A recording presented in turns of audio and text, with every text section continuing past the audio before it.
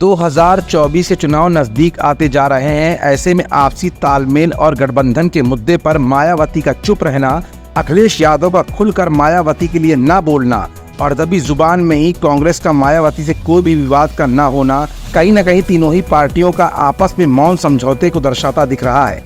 लोग कयास लगा रहे हैं कि अगर अखिलेश यादव की समाजवादी पार्टी, बसपा और कांग्रेस एक साथ मिल जाती है तो यूपी में 2024 के चुनाव को लेकर क्या सीन बनेगा। फिलहाल तस्वीर कुछ भी बने, अभी ये तो क्लियर नहीं है, लेकिन इस बीच इन कयासों पर पूरी तरह से विराम लगा दिया है उत्तर प्रदेश के डिप्टी सीएम केशव प्रसाद मौर्य ने।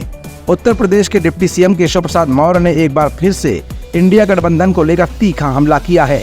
उन्होंने कहा है कि ये गठबंधन एक अनार और 100 बीमार की तरह है, ये कभी एकजुट होकर नहीं रह सकते। केशव प्रसाद मौर्य ने दावा किया कि चाहे सपा, बसपा या फिर कांग्रेस सब मिल जाए तो भी बीजेपी को नहीं हरा सकते हैं। उन्होंने दावा किया कि देश में एक बार फिर से प्रधानमंत्री नरेंद्र मोदी के नेतृत्व में ही सरकार बनेगी।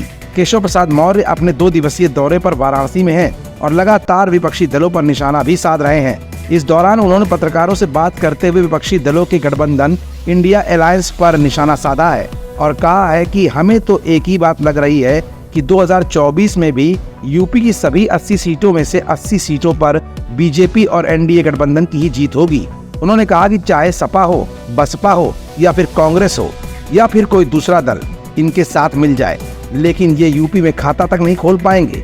देश में तीसरी बार भी मोदी सरकार ही बनेगी।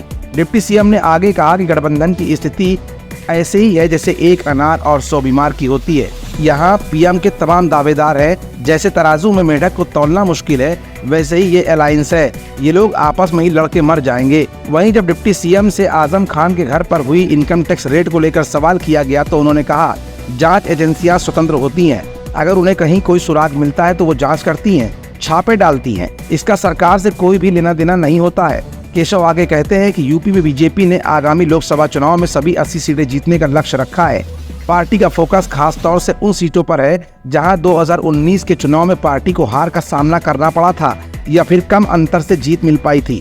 बीजेपी इसी आधार पर अपनी रणनीति भी तैयार कर रही है। फिलहाल 2024 के चुनाव को लेकर हर तरफ हर पार्टियों ने अपना अपना माहौल बनाना शुरू कर दिया है।